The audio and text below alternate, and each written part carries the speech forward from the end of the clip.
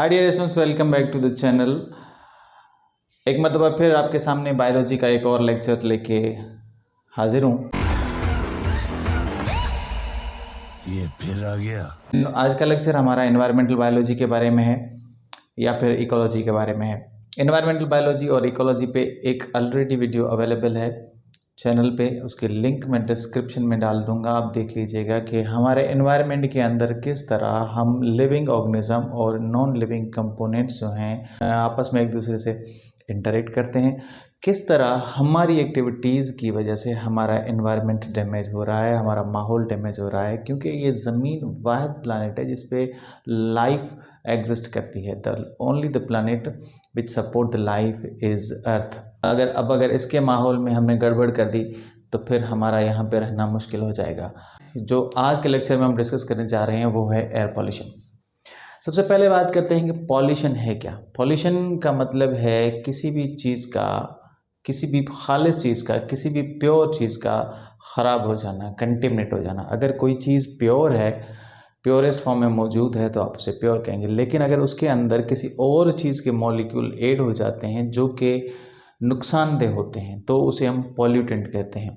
हमारे एनवायरनमेंट में जो भी चीज़ें मौजूद हैं, जैसे पानी है, अगर वो प्योरेस्ट फॉर्म में है तो आप प्योर वाटर कहेंगे। लेकिन अगर वो गंदा पानी है, आलूदा पानी है और हमारी सेहत के लिए हैज़र्डियस है, नुकसानकार है, तो फिर तो वो पॉल्यूटेंट वाटर कहलाता है। जिस हवा में हम सांस लेते हैं, अगर वो हवा गंदी है, उस गंदी हवा में सांस ले रहे हैं, पॉल्यूटेड एयर में अगर हम ब्रीथ कर रहे हैं तो फिर वो हमारे लिए नुकसानदेह है, हमारे लिए बिल्कुल फ़ायदेमंद नहीं है।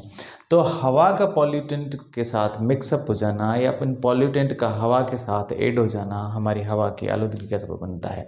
कौन से फैक्टर हैं जो हमारे एयर को गंदा करते हैं? आप सबको पता है कि air is mixture of gases, जिसके अंदर 78% नाइट्रोजन है, 20 to 21% ऑक्सीजन है, 0.03 to 0.04% कार्बन डाइऑक्साइड गैस है और नोबल गैसेस मौजूद हैं इसके अंदर। ये कॉम्पोजिशन है एयर की। लेकिन अगर इस कॉम्पोजिशन के साथ और जो चीज़ें मिक्स हो जाती हैं जो कि इसको आलूदा कर रही हैं तो वो पॉल्यूटेंट कहलाती हैं।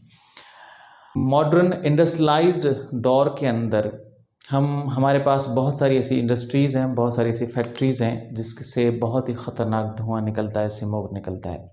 हमारा गाड़ियों का यूज़ करना बहुत ही ज़्यादा बढ़ गया है और हमारे पास जो ट्रैफिक मौजूद है, अवेलेबल है, हमारे पास कोई उसका चेक एंड बैलेंस नहीं है। आपने देखा होगा अक्सर के शहर के अंदर पुरानी गाड़ियाँ चल रही होती हैं, धुआं छोड़ रही होती हैं, पुराने इंजन चल रहे होते हैं, धुआं छोड़ रहे होते हैं, हम उनको ठीक भी नहीं कराते। ये धुआं जो है पॉल्यूशन का सबब बन रहा है। इसके अलावा आजकल हमने रेफ्रिजरेटर का यूज़ बहुत ज़्यादा कर लिया है, हमने एयर कंडीशन का यूज़ बहुत ज़्यादा कर लिया है और इन सभी चीज़ों में से ख़तरनाक गैसें निकलती हैं जो कि हवा के साथ मिक्स होती हैं। फैक्ट्री से निकलने वाला धुआं, इंडस्ट्रीज़ या मिल से निकलने वाला धुआं, गाड़ियों से निकलने वाला धुआं, और आजकल के दौर में हमने फॉसिल फ्यूल का भी बर्निंग बहुत ही ज़्यादा बढ़ा दी है। क्योंकि नीड ऑफ द टाइम है कि हम इलेक्ट्रिसिटी बनाने के लिए भी फॉसिल फ्यूल यूज़ करते हैं। घरों में फॉसिल फ्यूल जलाते हैं। वो तो पहले दौर से जलता था लेकिन इतनी मिकदार में हम नहीं जलाते थे। तो सिंपल से कह लें कि एयर पॉल्यूशन है क्या। इसको हम डिफ़ाइन कैसे करेंगे? इसको डिफ़ाइन ऐसे करेंगे कि contamination of air is called air pollution. अब इसके पीछे जो रीज़न बिहाइंड जो इस पॉल्यूशन के जो रीज़न्स हैं उनमें सबसे बड़ा जो है हमारे पास फॉसिल फ्यूल का बर्न करना है। फॉसिल फ्यूल जैसे पेट्रोलियम, कोल, इंडस्ट्रीज़ से निकलने वाला स्मोक, व्हीकल गाड़ियां जो हैं उनसे निकलने वाला जो स्मोक, ये सब जो है इनमें धुआं मौजूद है। ये सब जो है ये हमारे एयर को गंदा करता है। इन सब के अंदर कार्बन मोनोऑक्साइड गैस होती है, इनके अंदर सल्फ़र मोनोऑक्साइड गैस होती है, इनके अंदर नाइट्रस ऑक्साइड होते हैं, इनके अंदर लेड भी होती है। ये सब चीज़ें जो हैं हमारे माहौल, हमारी हवा के साथ मिक्सअप हो जाती हैं और हमारी हवा को गंदा करती हैं।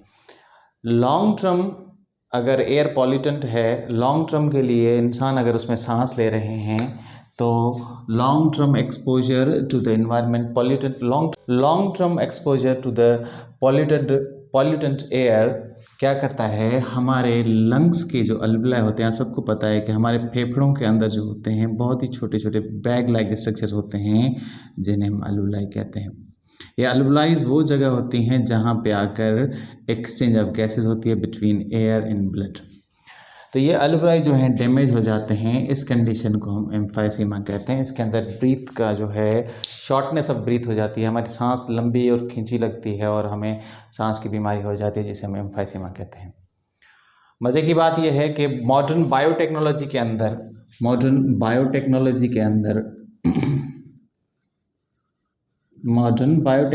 अंदर जेनेटिक इंजीनियरिंग के प्रोसेस के थ्रू हमने एक ऐसी जीन बनाई है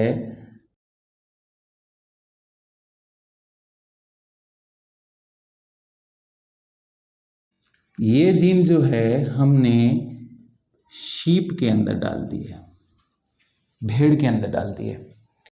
तो भेड़ ने अल्फा 1 एंटीट्रिप्सिन प्रोटीन बनाना शुरू कर दिया है और वो दूध जब हम पीते हैं तो हम में अल्फा 1 एंटीट्रिप्सिन प्रोटीन आ जाती है, वो हमें इस एम्फाइसीमा से बचाता है ना मज़े की बात। तो इंसान ने ये कुछ हासिल किया है जेनेटिक इंजीनियरिंग के थ्रू, लेकिन पॉल्यूशन जो है हमारे लिए नुकसानदेह है। अब इस पॉल्यूशन से बचने का तरीका क्या है? अब पॉल्यूशन से बचने का तरीका ये है कि इन सभी चीज़ों में से सबसे ज़्यादा हार्मफुल जो होती है वो कार्बन मोनोऑक्साइड होती है, क्योंकि कार्बन डाइऑक्साइड बहुत ही ज़्यादा क्वांटिटी में होती है। अब कार्बन डाइऑक्साइड को ख़त्म करने के लिए only the solution is plantation, क्योंकि प्लांट जो हैं इस कार्बन डाइऑक्साइड को रिड्यूस कर सकते हैं।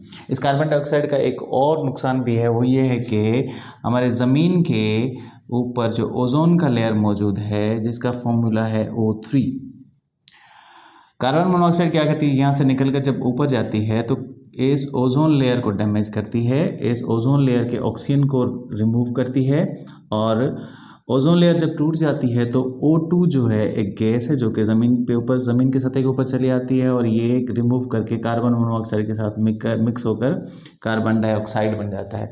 तो इस तरह जो है हमारे ओजोन की डिप्लेटेशन हो रही है, इसको हम डिप्लेटेशन ऑफ ओजोन कहते हैं, यानी ओजोन लेयर जो हमारा कमज़ोर हो रहा है, पतला हो रहा है, जिसकी वजह से ग्लोबल वार्मिंग में भी इजाफा हो रहा है।